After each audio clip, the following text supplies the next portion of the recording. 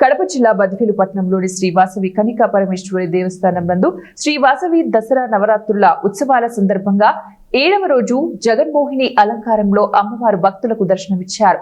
ఆర్యవేశ్య వర్తక సంఘం కొండపల్లి చిన్న సుబ్బారావు, సెక్రటరీ ఊరిమి శ్రీనివాసులు మరియు ఆలయ కమిటీ సభ్యులు మరియు యోజన సంఘం మరియు మహిళా మండలి వారు ఆధ్వర్యంలో తోటోత్సవం ఘనంగా నిర్వహించారు.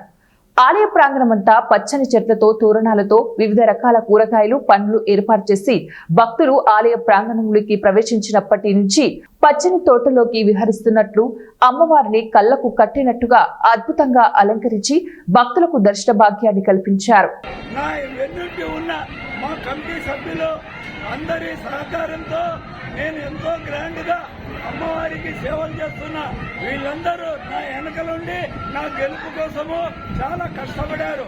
ఈ మొత్తం నేను గెలిచానంటే వీళ్ళందరూ అభిమానము, బదివేలు ప్రజలు నన్ను ఎన్నుకున్నందుకు వారికి కూడా నేను ధన్యవాదాలు చెప్తున్నాను. యువజన సంఘం వారు కూడా నా వెనకబడి ఉండి మేము చేసే కార్యక్రమాలకు మాకు చేదోడు వాదోడు ఉండి ఈ ప్రోగ్రాములన్నీ సక్సెస్ చేస్తున్నారు. వారికి కూడా నా ధన్యవాదాలు. జై వాసు.